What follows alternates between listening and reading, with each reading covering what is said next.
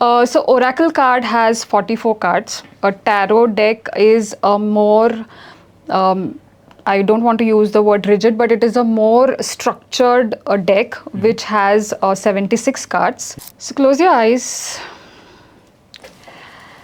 and get into a nice comfortable posture of your body. And just take some nice deep breaths. So arthritis. Arthritis is so common in women. Okay, arthritis is an autoimmune disease, and autoimmune diseases are mostly in women. 80% in women. Where when you are aware of what you really want, the outer noise actually starts shutting down. The judgment which comes up, the words which people say to you, they don't really matter that much because your awareness actually blows everything out.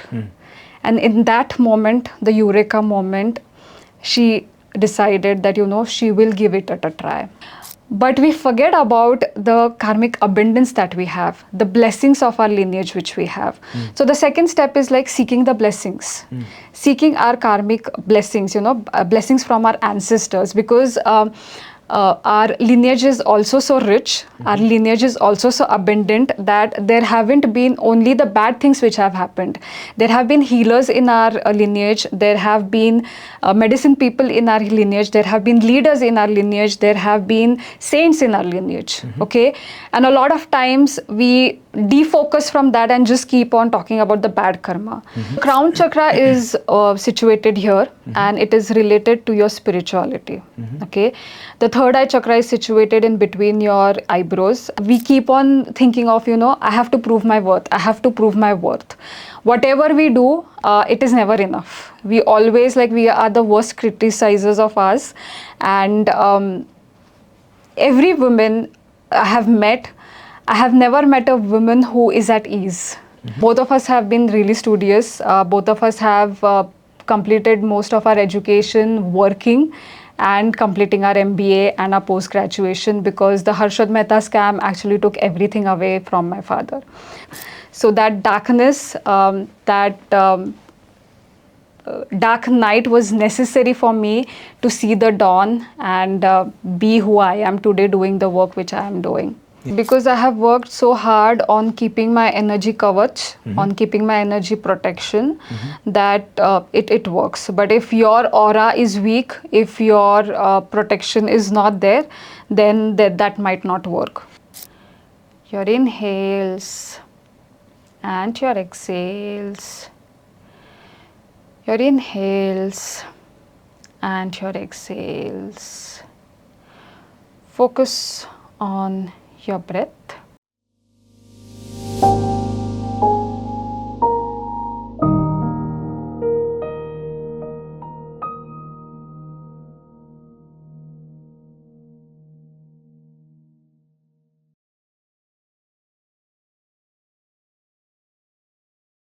Hi, hello, welcome back to Innotalks. Many years ago, I had heard Sadhguru of the Isha Foundation say in a public event that my superpower is that I can make the energy cackle in the room. And that line has stuck ever since. Ever since I heard that, I have been deeply curious about energy workers. These workers who do not talk only about change, but they can actually modulate the energies which are there in the room. My guest today calls herself as an energy alchemist.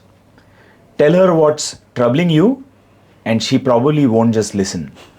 She will change something about you which will make you feel better and change your life for good. And maybe she will also show you how it's done.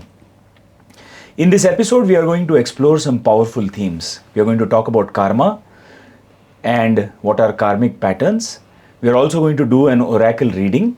And if you wait till the end, we are also going to have an amazing meditation for you. So don't forget to watch this episode right till the end. My guest today is Ms. Pradnya.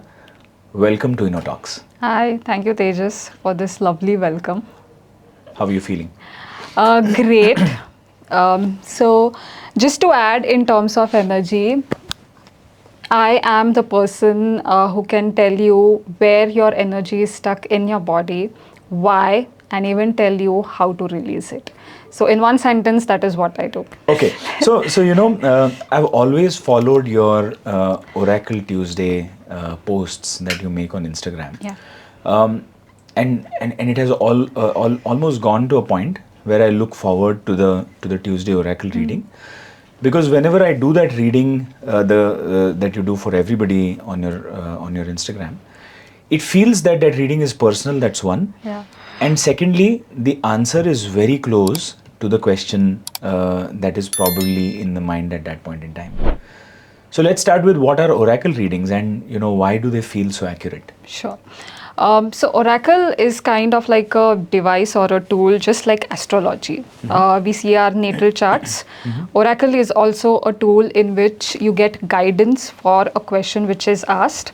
The only difference is, like, we are not looking at the planets. What we are looking at is channeling the universe's energy and bringing you guidance through the cards. So that is what Oracle cards are. And how does the Oracle deck differ from, let us say, a regular tarot reading? Okay.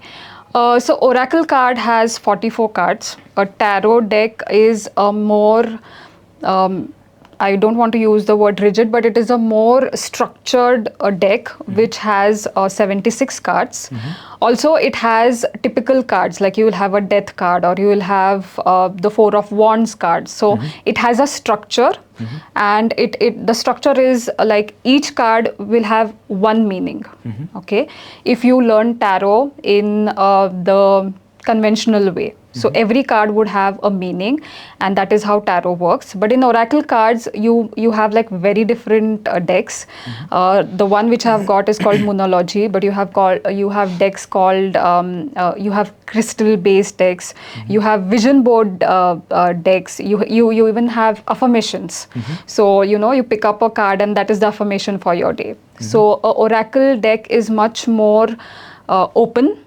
Is much more fun, and the readings which you get in an Oracle card may not be the same. Like, it doesn't, like one card will have only one meaning. That doesn't happen. But in tarot, the conventional one, each card has one meaning. So Oracle card is like more easy, and I feel there are much more super fun than a tarot deck. So when people want to do an Oracle reading, what kind of questions should they generally come up with? So How deep can an Oracle reading go? Oracle card can be very deep, and that is why when anyone comes to me for an Oracle card reading, what I tell them is, like, don't ask me a genuine question, like a generic question, like, for example, how is my health? Okay, be more specific, like, okay, I have got thyroid. What message do you have for my thyroid? Or how can I heal my thyroid? Or what is that I'm not seeing in healing my thyroid? Like, I'm doing everything, but what is it that I'm not seeing? So be more specific than having a generic question, or like how does my future look like? I'm like, what? In what sense? Like, are you asking from career perspective, health perspective, personal development perspective? So the more specific you are with an Oracle card, the more specific answers you get. So, do you have any stories to tell where an Oracle reading with you has really helped somebody understand much more, somebody get much more deeper insights about them? There have been many. It is difficult to choose, but two readings which I can say is every year during the start of the year, I provide readings for the year, like what would be the theme for your year. Okay, and for one of my clients, I said that I am just seeing babies. So maybe this year either you are birthing a real baby or a project. And at that phase in January, they were not even thinking about a baby. Okay, and I think in March I received a message saying that, oh my God, your reading like literally changed. Yeah. Can we do a Oracle reading today? Sure. For everybody who is watching this episode? Yes. So today I have the Moonology deck, and just close your eyes. So close your eyes. And get into a nice, comfortable posture of your body. And just take some nice, deep breaths. 5 to be precise. Let your body relax with every breath. And now just ask yourself a question on which you need guidance on. And let's see what cards comes up.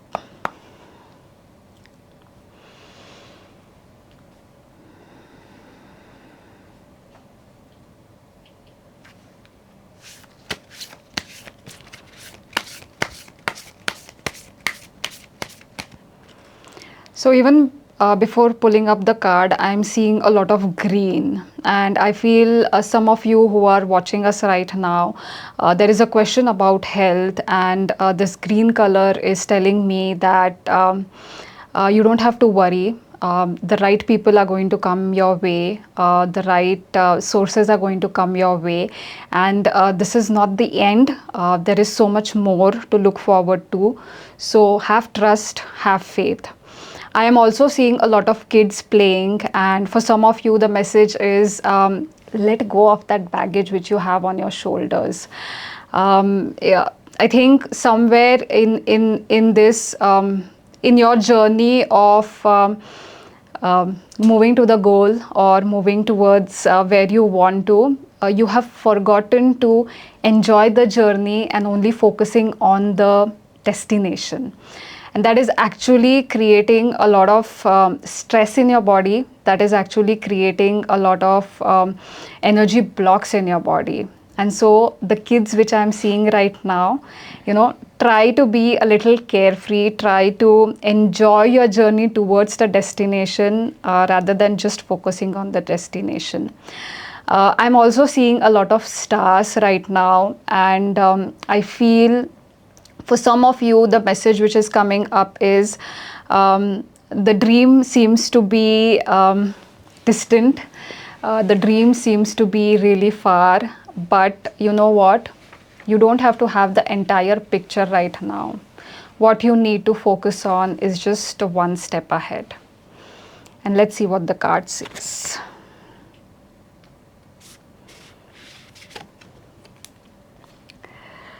So one of the messages which I had already given is step out of the comfort zone. Okay. What is coming up with this card is the word north is catching my attention, and the destination, the north. The level at which you want to really go is really possible. Okay. And your comfort zone today might feel like laziness, might feel like procrastination, but what this card is telling is try to go and peel the layers of your procrastination, try to go and peel the layers of your laziness, because the real reason is not laziness or procrastination. The real reason is a block which you are ignoring right now. So if this is where you want to go, and this is the level where you are at, and you feel that, okay, I cannot go beyond this, think again, sit with yourself and try to ask yourself, what is the real reason I cannot, or it feels like this level cannot be moved, because there is more to it. All right. So that is the oracle reading I have for all of you. Mm-hmm. That was phenomenal. So when you said green, before, when you're seeing the initial guidance coming through, yeah, green, you related that with health. Yeah. But can green also be related to something else, like? See, for me, I am seeing the color, and green for me is healing. But if you are doing the reading, for me or someone else, green might signify something else to you. I was seeing green as prosperity. Could it be? Absolutely. Mm-hmm.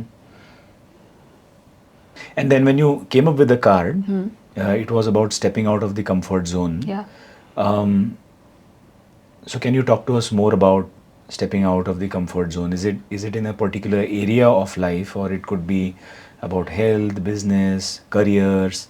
So when it comes to comfort zones, I see more of it from a career perspective, because I think the cards were talking about destination. The insights which were coming in were about destination and the journey.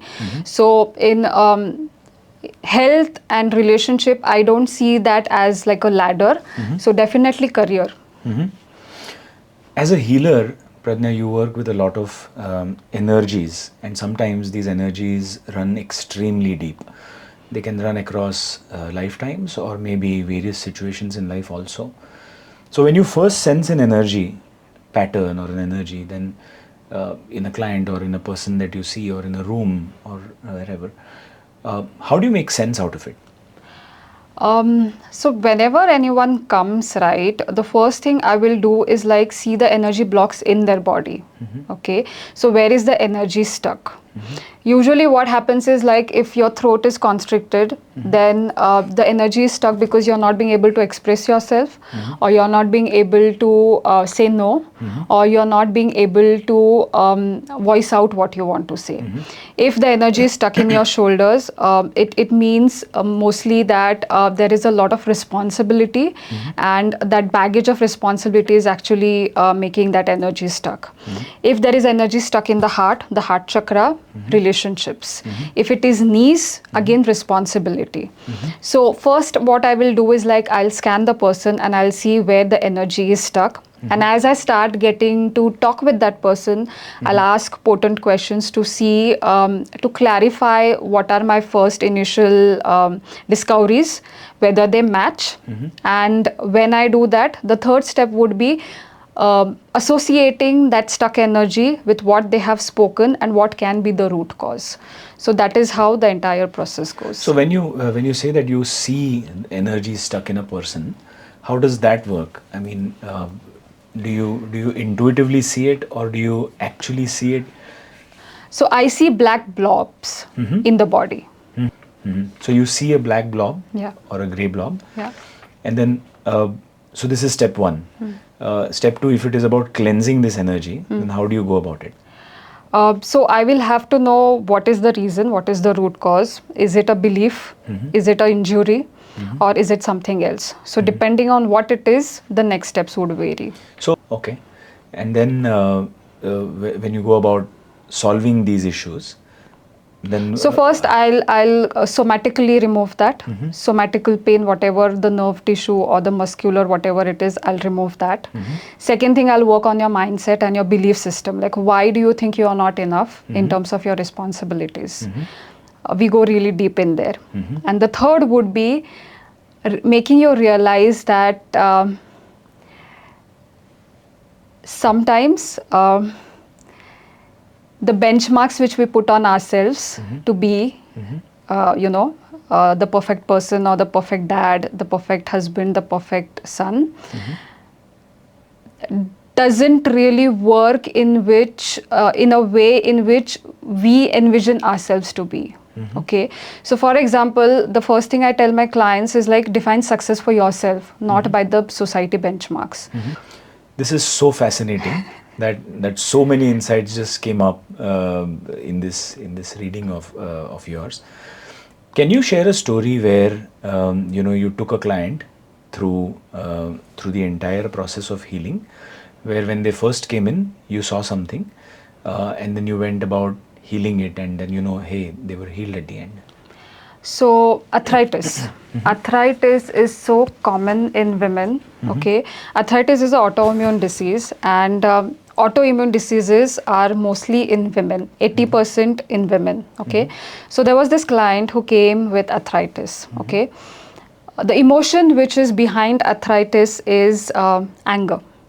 Okay, when she came in, the first thing which we did was to work on the pain, because the pain is immense in arthritis. Okay, so a pain relief meditation is what we did. Okay, in the next session, what we did was like we tried to see where is the anger, because arthritis is anger. Okay, what we realized in the sessions is her anger stemmed from she's an MBA.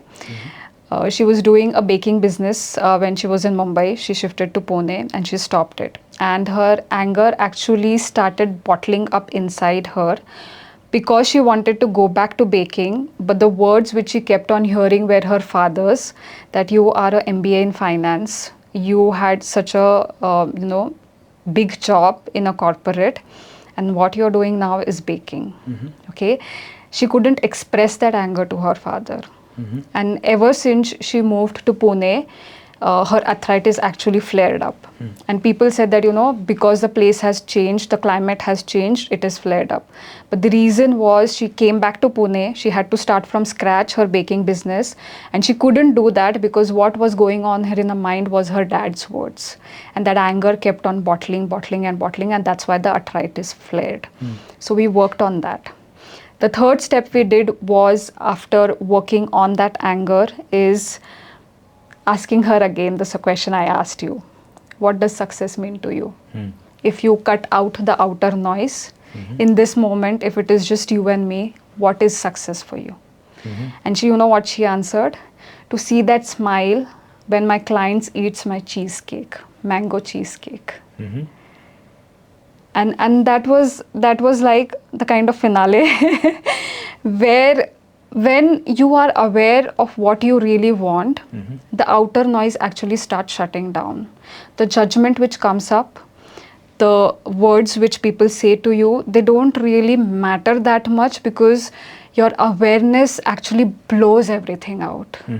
And in that moment, the eureka moment, she decided that, she will give it a try. And then this May, she did give it a try, and for 1 month she did mango cheesecakes, and I think there was something else in mango. And imagine that for 2 years she is not doing anything, and now this year in May she did it for an entire month. Wow. So I mean. So that's the success of absolutely of figuring out the root cause of her arthritis. Yes. But talking about arthritis, and I do relate to what you're saying, that pains like arthritis or autoimmune diseases, they might also run so deep that there was a story to that pain from multiple lifetimes.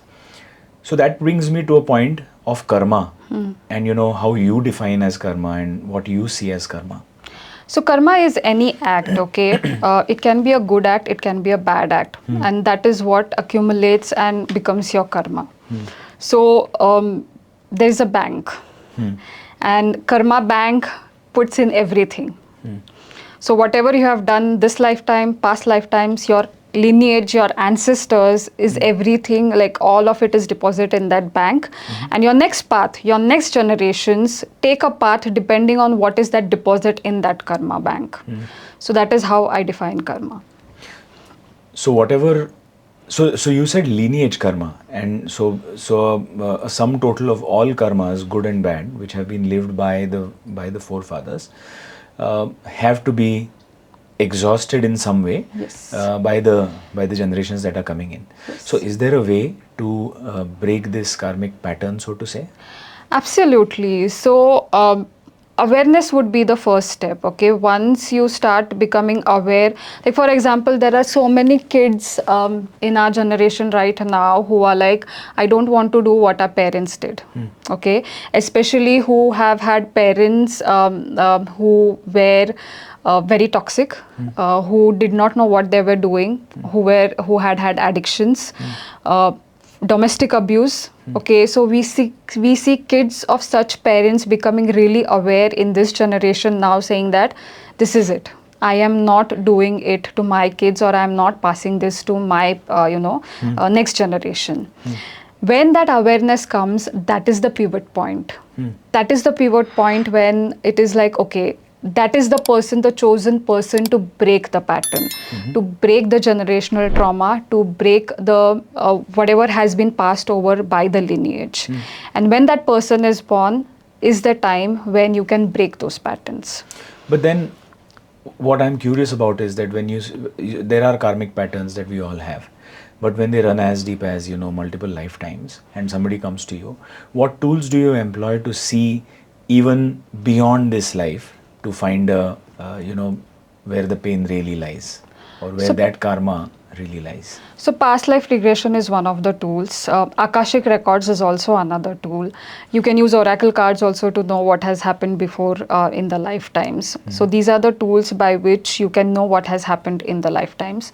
But to be really honest, Tejas, the curiosity is where people want to know what has happened before in the lifetimes. But if you are the pattern breaker and if you say that, okay, I want to stop it over here, you really don't also need to know what has happened in the past times. The things which you need to do is like seek forgiveness for yourself and whatever has happened in the lifetimes. Karmic healing doesn't have to be really difficult, really rigid, or really ritualistic. Okay, it is a way of living. If you decide that bas ho gaya abhi, now is the time when I change everything, seek forgiveness.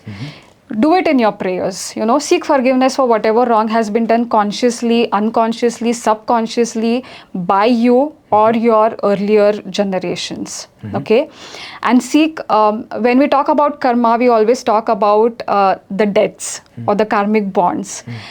But we forget about the karmic abundance that we have, the blessings of our lineage which we have. So the second step is like seeking the blessings, seeking our karmic blessings, blessings from our ancestors, because our lineage is also so rich, our lineage is also so abundant that there haven't been only the bad things which have happened. There have been healers in our lineage, there have been medicine people in our lineage, there have been leaders in our lineage, there have been saints in our lineage. Okay, and a lot of times we defocus from that and just keep on talking about the bad karma. So the first step, as I said, forgiveness, and the second step is like seek these blessings, seek these blessings from our lineage. Like even if you don't do a PLR, even if you don't come to me for a karma healing, these two steps if you do start doing on your own, I am sure that most of your patterns would be broken. Is there a story that's coming up right now when you talk about past life regression or even the karma healing that you have done, where again, I love to listen to stories. Everybody does. So is there a story that you can share with us where... Absolutely. So I'll tell 2 or 3 stories in really short. Okay. Someone who has had a money block. Okay. What happened when we saw the PLR is like this person had actually taken a lot of money in her previous life from many people and used that money for bad deeds. Okay. So that remembrance, that hint of all those lives and how money is associated and how she used it was there in her DNA this life too. And that was actually stopping her from having more money and holding more money, because in her subconscious, in her DNA, in her body, what was the belief system is like, money is not good. But she did not know from where it is coming, because this person comes from a very rich background. It is not that while growing up she was told that we don't have money, and even though after doing that she couldn't hold money because of this. This is one. There is one client of mine who has to transfuse blood every month because her iron drops down. And she has done Ayurveda, she has done allopathy, she has done multiple tests, but no one has been able to tell her what is the reason for that. Okay. So what we have realized in one of the tools which we used is that in one of her previous lives, there was this war time and she was actually running from a village to save herself, and there were soldiers which were running behind her, obviously to kill her. And as she was going, there was this child crying on the way, and she took like a second to decide whether to save that child or not. She picked the child, and as she picked the child, I think she pricked something in her feet, and her feet was bleeding all the way till she took that child to safety. Okay. And she felt so worthwhile in that moment, in that bleeding, that the memory in her system was like, I am worthy only when I bleed. And that's why this lifetime her iron depletes, and every month she has to take blood transfusions, because in her system the belief system is like, I am worthy only when I bleed. And we changed that belief system. So the first thing is like we saw what she did at that time in order to heal that leg of hers. So she used banyan tree leaf and put it around her feet. So we did that for her. Then we brought in the new belief system where it was imbibed in her system that this was a past life. In this life, we don't have to go ahead with this belief system because it is not serving you anymore. And the new belief system which we ingrained in her was, I am worthy. I am worthy irrespective of anything. Okay, and that I do by taking you to your soul garden in a guided meditation, and then we plant that seed of the new belief, and then we nourish it. So that is also another guided experiences where we change beliefs. And then what happened to this lady later? So 3 weeks before, her iron was good. After a month, she's again going to do the test, blood test, and we will come to know if it is still good or something else needs to be done then. I've heard from a big spiritual master who said that all these pains and trials and tribulations of lifetimes are stored in different chakras in the body. And they are also stored in the spine. Can you elaborate more on this? Because you're at some level, even in this lifetime, we are kind of seeking a record of a file which was set in some other lifetime. Yes. How does this happen? So our chakras are our energy centers, okay, and I am not sure if everything is stored in there, but the prana which we have circulates through our chakras. Okay, the memories which we have, they are stored in our DNA. Okay, and our subconscious. So when a soul decides to take birth, it comes with all of this baggage, and that is how it is stored in our system, in our subconscious and in our DNA. And then does every chakra have a specific purpose? Because I've heard that there are 7 chakras in our, there are actually multiple energy centers perhaps, but 7 main chakras which are there. Yes. So the crown chakra is situated here, and it is related to your spirituality. Okay. The third eye chakra is situated in between your eyebrows, and it is related to your intuition, accessing your past lives. Okay. The third is your throat chakra, which is inside your throat, and it is related to, as I said, that voicing up your creativity in terms of your voice, expression. That is your throat chakra. Your heart chakra is the center of your chest, relationships. Okay. Your solar plexus is at your belly button. Solar plexus is mostly when you are in control or when you are out of control. So it is more about control. Your sacral is 2 fingers down your solar plexus. It is the hub of creativity. It is also the hub where women store their guilt. And the last is the root chakra, which is at the end of the spine, and that is for your materialistic needs, your roti, kapda and makan. So how does one know that a chakra is blocked?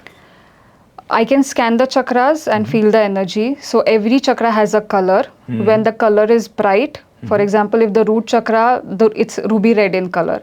If it is a little muddy, then I understand the chakra is not so strong or it is blocked. And then all these chakras can be healed with different tools. Yeah, so I have a chakra healing meditation with that, and every chakra has a mantra. So even if you chant that mantra, it helps to strengthen that chakra. Pradnya, I've seen that you work a lot with women, extensively with women. What draws you to this focus?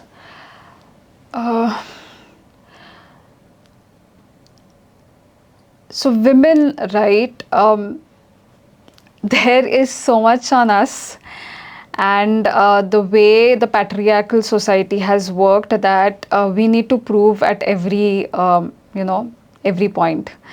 At workspace we need to prove, at home we need to prove, take anything and we need to prove. because the patriarchal society,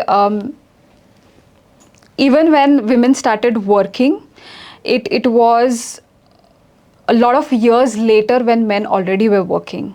Okay, and women actually had to really prove themselves to tell that, okay, no, we can do this work, we are worthy. And that belief system is still there in our DNA, that subconsciously we keep on thinking of, I have to prove my worth, I have to prove my worth. Whatever we do, it is never enough. We always, like, we are the worst criticizers of us.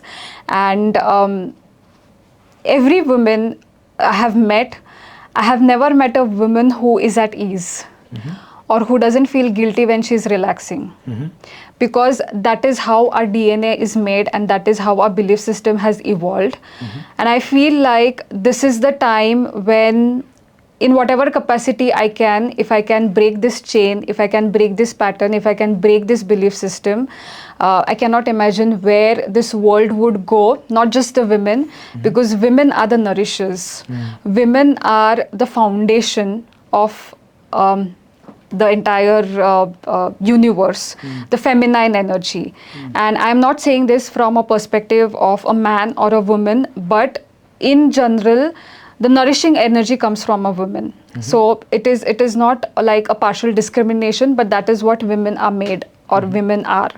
And hence, it has always been my deepest desire and intention to make women realize what their potential is, and start breaking these patterns, these belief systems which we are carrying since so many decades and years now. So many years, yeah. There was a statistic which came up, which says that the percentage of women working in the workforce, in the formal workforce, is going down rather than going up. And you talked about limiting beliefs that women hold on to, have held on to since multiple lifetimes again. Yeah. Is there a story coming up where you helped a few of your clients to go back to the workforce, and not just go back but also thrive? Absolutely. So last year, the focus which I had was, I had a signature program called the Phoenix program, and it was for women to get back to work. I helped 51 women to get back to work, and the one who had the longest gap was 11 years. The thing which I tell women who get back to work, the first thing is, like, you are not starting from scratch. Okay, your innate abilities, 80% is your mindset, and 20% is the acquired skill. So technical skills, soft skills, 20%. Focus on the 80%, that is the mindset. And women think that they are starting from scratch, which is not the case. Your leadership skills, your communication skills, the way you handle projects, the way you spoke, the way you structured everything, whatever you did 11 years ago is the same today, the structure, in the sense like how you will go back to work and do everything. So that is the first thing. Second thing is, like, if you are looking at a certain role, okay, what I help them with is, like, looking at the job profiles, and then attuning and refining your resume in such a way that you get the call. Okay, and the third step is obviously the interview, practicing your interview skills and how to present yourself. So when I said that we created a resume in terms of the role, we also sat and tuned into the energy of the person who is going to interview, or the person who has sent the email. Okay, and we sat and tuned into the energies to see what are their values, what does it really matter to them. And then reverse engineered the resume, reverse engineered the way we spoke according to that. Now you tell me, why wouldn't you be successful if you do that? What I'm more fascinated by is how you can tune into so many different energies. Can you also tune into energies of a place? Yes. So, whatever temples I have visited, right, the ones which really felt ugra and which really felt strong, I can transport myself back to that place and that energy. All I have to do is like I just have to close my eyes, think of that place, and I can feel that energy. I also have a habit of getting stones from places, the energy which I really loved, or like a piece from that place. And when I hold it in my hand and I close my eyes, I get transported to that place and I can feel that energy. I think now the obvious next question that's coming to my mind is, for you, when did this all start? Yes. What is your story which led you to this, to getting this gift from the universe, which helps you heal so many people, and basically work with energies? So before I start that, I want to say that this is not just my gift, okay? All of us have this gift. Like human beings have been designed to be intuitive. Our bodies are super intelligent beings. Like if you tune into your body, the messages which you will get are incredible. If you see a child still has that instincts of intuition. The society and our logical world just kills that. So I am not a superhuman, or I am not someone who has superpowers. This is something which we have innately. The only thing which I have done is like I have not let the logical world take away that from me, and that is where I am. After saying that, let me talk about my story. So I come from middle class family, and while I was growing up, my mother was mostly unavailable to me because she had extreme mental illness, and for most of the years she was bedridden. So most of me and my sister have been brought up by my dad, and because of that phase where I did not have my mother the way a mother has to be. Both of us, like my sister and me, matured really early. And my father comes from a small village in Karwar, and he has been a goldsmith. And but coming from a small village from Karwar, he was the one who used to read J.K. Krishnamurti books, and that side I think has passed on to us. So that was my childhood. When I grew up, of course, college never had night outs because me and my sister had to like cook food or do some house chores, and both of us have been really studious. Both of us have completed most of our education working and completing our MBA and our post-graduation, because the Harshad Mehta scam actually took everything away from my father. So that has been my childhood. Got married to a lovely guy, and I think when I got married, that is when I really started experiencing freedom, because I couldn't get that in a home where I felt caged with the discipline, not the discipline, but the rules which were there in terms of coming back home and having the responsibility of cooking or waking up and sweeping the home. So when I got married was the time when I really started feeling free. Life had different plans for me, and we shifted to US after 1 year of marriage, and we started family planning, but that did not happen. We were labeled as unexplained infertility, and I was not in a space to, I didn't want IUI, I didn't want IVF. I just couldn't think of having anything injected inside me. So 1 year was a very difficult phase in my life when nothing was happening. Life was just, from one period cycle to other period cycle, and I was in depression. That was the point when my awakening happened. August 2016 is when I was taking a shower and I was like, this is it. I cannot move ahead like this. And I was like in my bathtub praying with tears in my eyes. And I just called out, not even like God, I just called out and said that, please help me to get out of it. That was my moment where everything changed. I decided that, okay, enough is enough. I'm not going to run behind having a baby. I want to create something which is bigger than a baby. And everything started falling in place since then. I came across a life coaching certification. I finished that. I came across the angel card reading card certification by Hay House. I did that. And for 1 year, I started working with women who have had inner child healings, like the one which I did for myself, because I had a mom who was not available for me, and there was so much of guilt, there was so much of emotion which was still inside me. And what I had to clear during that time was I didn't have a role model of a mom in front of me. And the belief system which I had inside me was like, how can I be a mom if I don't know how to become a good mom? And when I started working on it, healing it, forgiving myself and forgiving my mom, because my mom had a mental illness.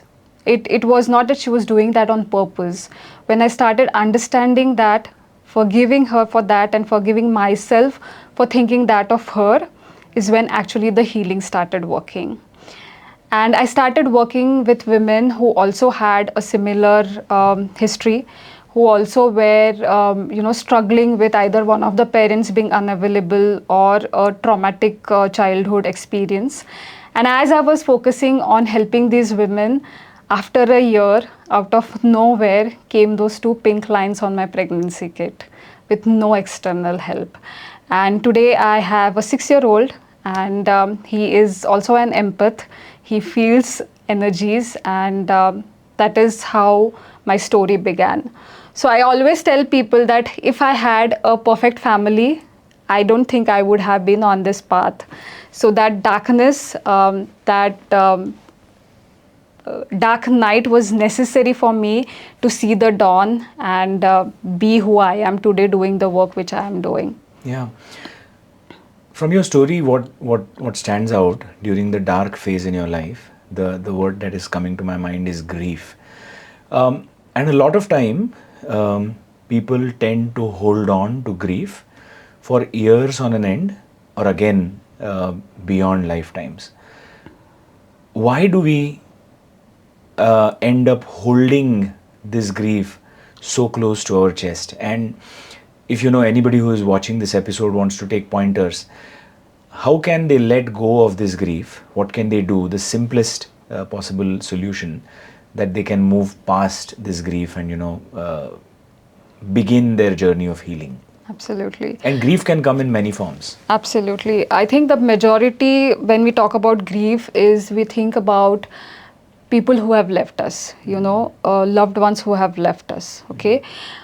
Grief at that point, there are 2 aspects to it. One is like, of course, the person was with us and that person is not there anymore. So that void is obviously going to cause you grief. But there is another phase where, we start getting into a victim mode, and that grief starts becoming a comfort blanket. Mm-hmm. Okay.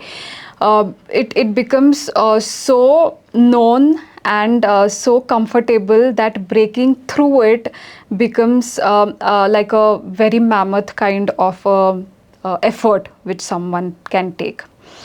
Anyone who has lost a loved one, I think there won't be anyone on this planet where we haven't lost anyone, because death is the ultimate. And still there is so fear around death that we hold on to it. Anyone who has lost a loved one, what I tell them is like a person, when they go or when they die, they go into other existences. Okay. And they are in a better place, and they are looking at you from wherever they are, and they are with you in the form of their blessings. Okay. Second thing is, try and see where the grief is situated or blocked in your body. Okay. Once you know that, we can then physically remove that from your body. And the third is, celebrate that person. the memories which you have, the kind of person he or she was, what did they like, what did they not like, what are your fond memories about them, why did you love them so much. Celebrate those persons. And the last thing I would say is, like, when you hold on to a person, they cannot complete their journey. Okay, so it is as important for you as it is for them, for you to let them go beyond wherever they are supposed to go. So let go of that holding on energy, let go of that attachment. And that is where.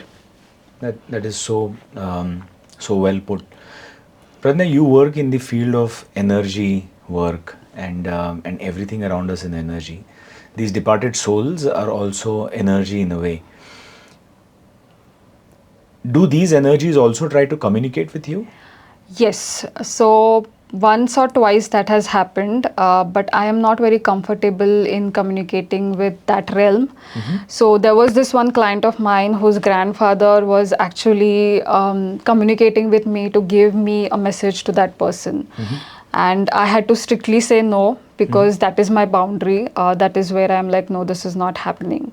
So what I did instead was, like, I referred one of my friends who channels messages from spirits to this client, and so that the grandfather can give the message to her via that channel.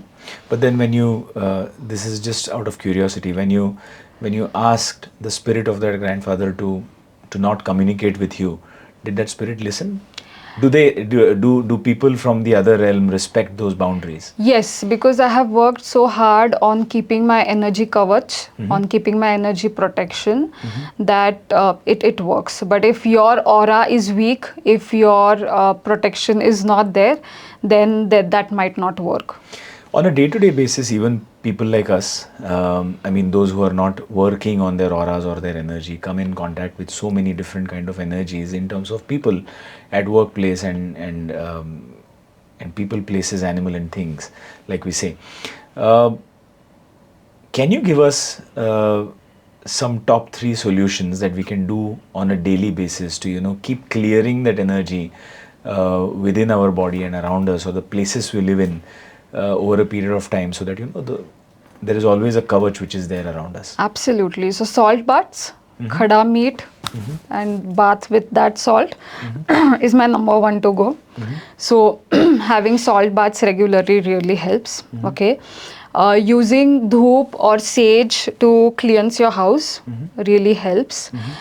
In terms of creating that protection around you, so before sleeping, you can just visualize a bubble of your favorite color around you, and visualizing that no harmful energy is entering that. Okay, that also works. And when you take a bath, imagine that the water is cleansing all the energies which are not working for you anymore. So easy, doable. You don't have to take out like separate half an hour every day.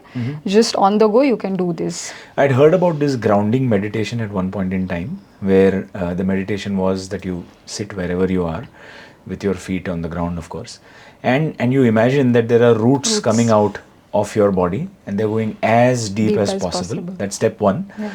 And step 2 is then that whatever negativity you have accumulated during that day, perhaps, if you're doing this daily, on a daily basis, you can push that negativity out to the ground. Yes. And then, of course, once you're done, you pull those roots back in. And I found out that this actually works. Yes. It actually shifts energies at a certain level. It does. Because the 5 elements in our nature, those are the elements which really help us to take our negative energies. Like as you said, grounding, even visualizing that your negative energy is getting out of your body and the fire energy is taking it for love, light and healing, that also helps.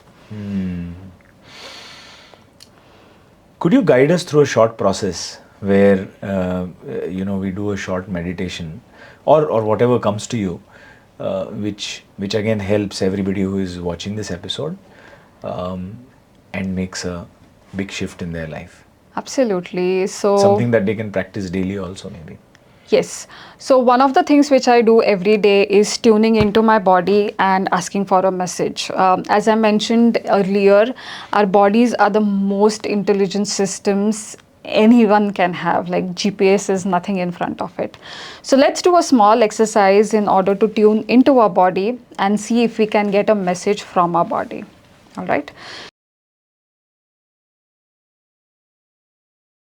So close your eyes. And get into a nice, comfortable posture of your body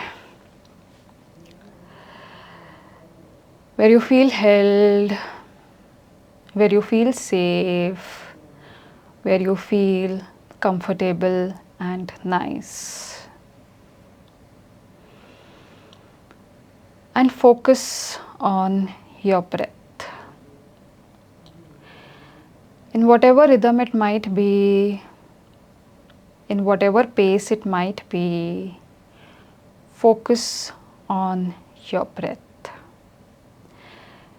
Your inhales and your exhales. Your inhales and your exhales. Your inhales and your exhales. Focus on your breath. Focus on your breathing. With every inhale, let your entire body relax. And with every exhale, let all the stress be out. Inhale and exhale. Inhale and exhale. Inhale and exhale. Focus on your breath. Focus on your breathing. Let's deepen our relaxation even further. We are going to breathe in through our nose and we are going to breathe out through our mouth. And louder the sigh we give while exhaling, the better stress we give off our body. Alright, so breathe in, hold on, and exhale. Breathe in, hold on, and exhale. Breathe in, hold on, and exhale. One more time. Breathe in, hold on, and exhale.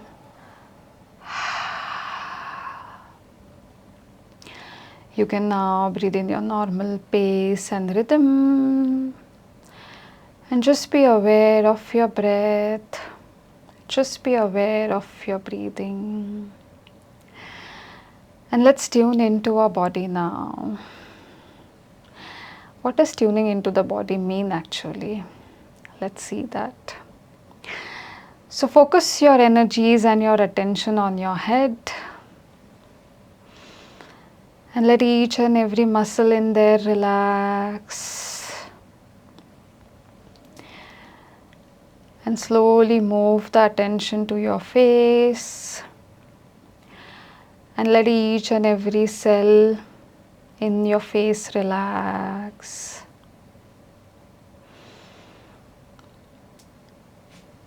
And bring your attention to your throat. And take a moment if you feel any constriction in there. Take a moment to feel if you're feeling suffocated in there. Take a moment to feel how do you feel inside your throat.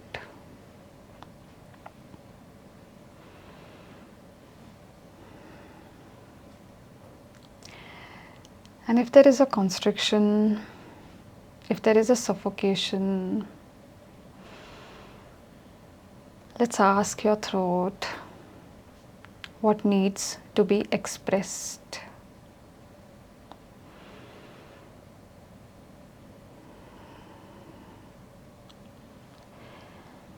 And see if you're getting any insights.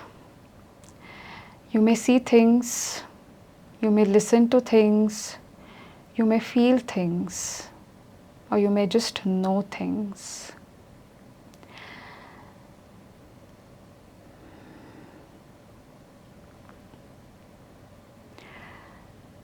And it is perfectly alright if you don't get any insights right now. They will flow to you whenever the time is right.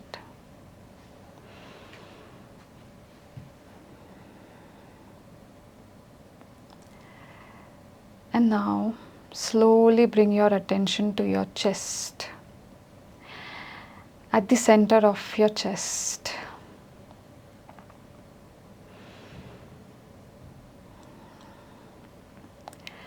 And take some nice deep breaths from your chest.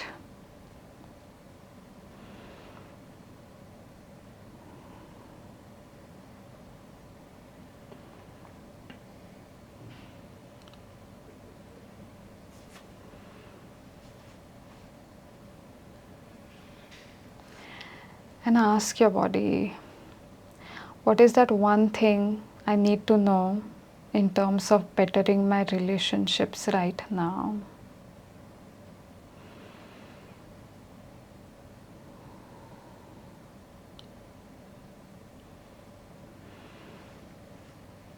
What is that one thing I need to know in order to better my relationships right now?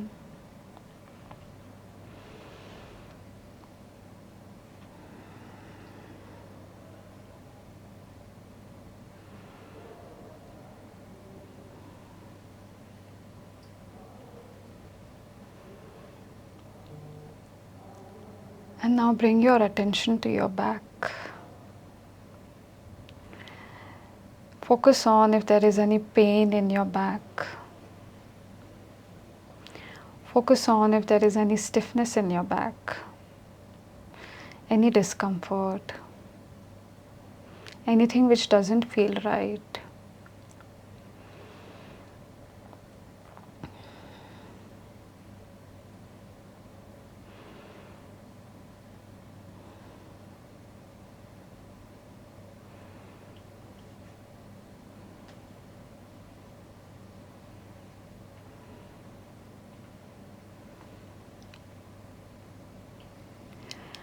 And ask yourself, where is this pain, discomfort, stiffness coming from?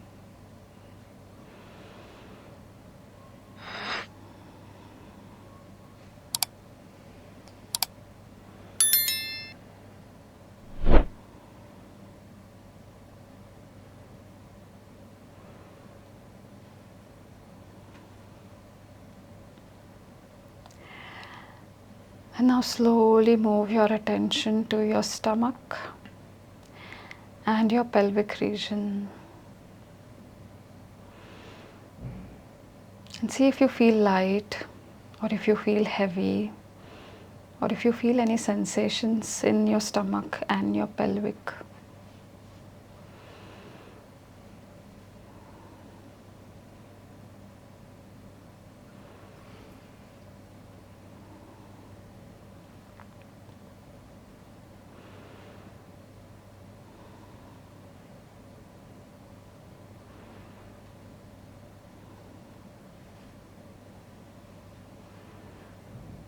And ask yourself, what am I storing in there which needs to be released?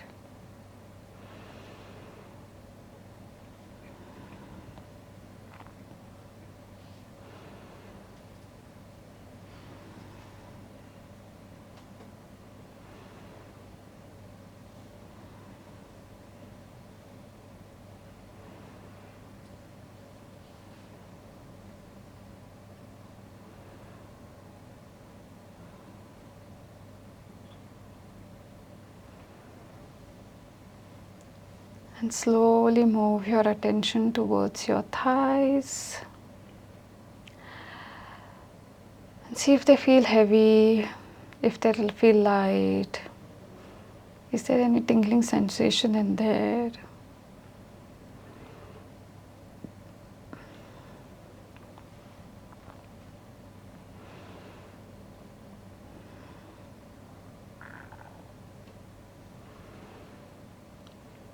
And ask yourself,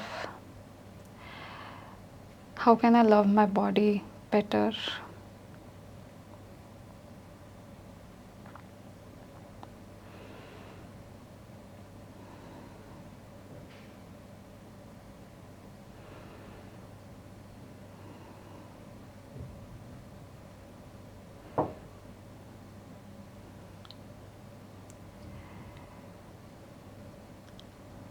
And slowly move your attention towards your knees and see if there is any pain. Feel if there is tightness in there. See if you feel really rigid in there. Take a moment to feel your knees.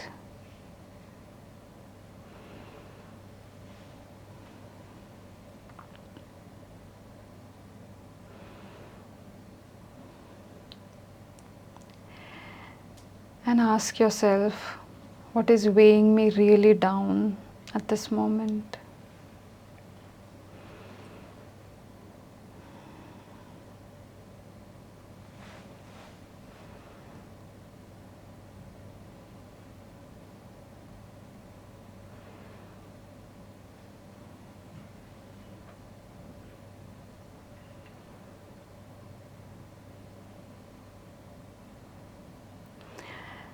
And as I said, it's perfectly fine if you don't have any insights right now. They will come to you when the time is right. We are sowing the seeds right now, and just go with the flow. And now slowly move your attention towards your shin and towards your feet. And see if there is any tightness in there, any heaviness in there, or you feel really light in there. Whatever it might be, take a moment to feel it.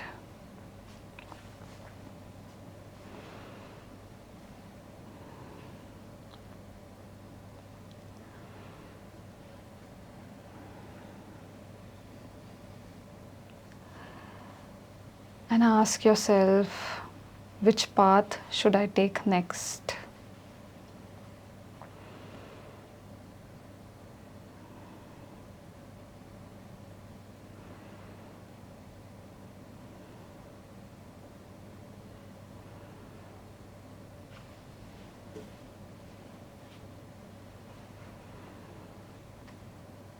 And with that, from the top of your head till the tip of your body, till the tip of your toe, just scan your body and see if there are any feelings, any sensations, any pain.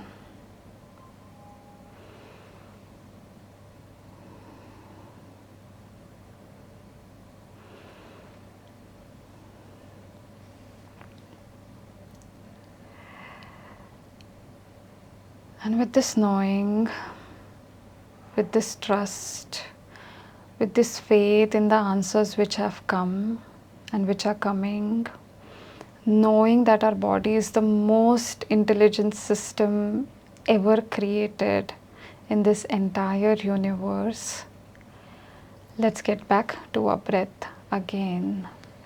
Focus on your breath. Focus on your breathing. With every inhale, let your entire body relax.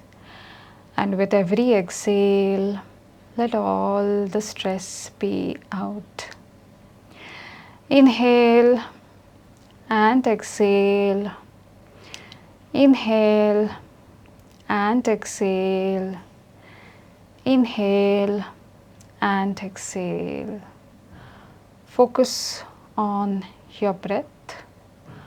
Focus on your breathing. With every inhale, Let your entire body relax. And with every exhale, let all the stress be out. Inhale and exhale. Inhale and exhale. Inhale and exhale. Focus on your breath. Focus on your breathing. And let's get back to the consciousness of the room where you are. Try to wriggle your toes and fingers and open your eyes whenever you are ready.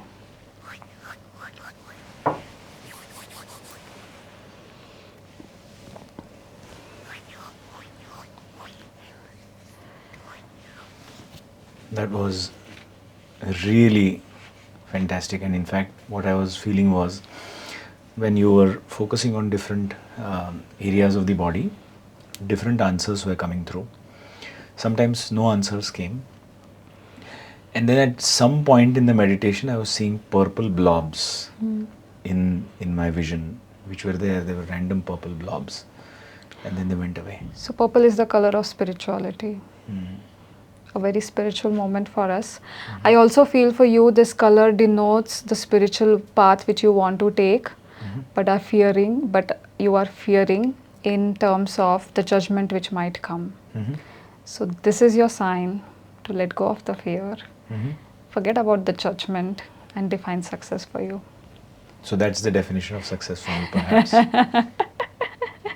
I also want to make it very interesting for our audience. If you had any insights, share them in the comments. If you had, if you could feel something but you were not being able to decipher what it is, share it in the comments, and I will reply to some of you telling you what exactly it is. So let's see what our audience felt, and I am here to give the insights for some of you. That's exactly what we do towards the end of the episode. You know, every guest, we ask them to come up with a word, and then we ask our viewers, all those who have stuck till the end, to comment with that word. But I think what you already told everybody is more useful. Exactly. I won't say useful, but yeah, it is something which that's their way to reach out to you in a way. That's what. And maybe get answers that they were waiting for. I think I always believe that every piece of content that we create on Innotalks, it reaches the right people just like magic. And I'm sure whatever we spoke today, over the course of the last 40-45 minutes or an hour, you have planted a seed, and that seed will grow, and there will be people who will reach out and find a lot of value. Absolutely. With that, thank you for coming to Innotalks and sharing a lot of great insights. My pleasure. So anything which I do it with intention, because intention is your way of setting the energy or setting the tone for anything you do. And before I entered this studio, before I sat on this chair, the intention which I set for this beautiful space and this beautiful time and the beautiful people who are around here is that even if this work reaches one person and that one person's life is changed, my work over here is done. True. And that is where I come from, and I hope that you found some value in order to transform your life, in order to change your life from this amazingly deep conversation which I had with Tejas, and being on this podcast. I had a wonderful time, and I hope you guys too. Thank you so much. There's one last thing remaining. So on Innotalks we have a guest board, and every guest who sits on this chair leaves a message for us to I should pick up a card and give the message. So we'll do that now. Should I pick up a card? Yeah, sure.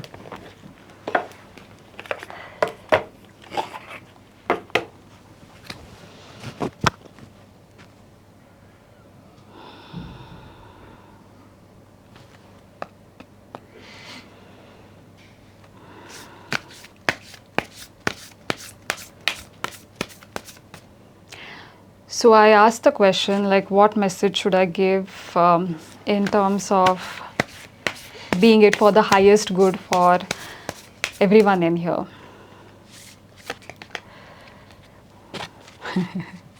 And it is so in line with what we spoke. Don't let your past hold back you. So that's the message that goes on our guest board. Absolutely. Thank you so much, Pradnya.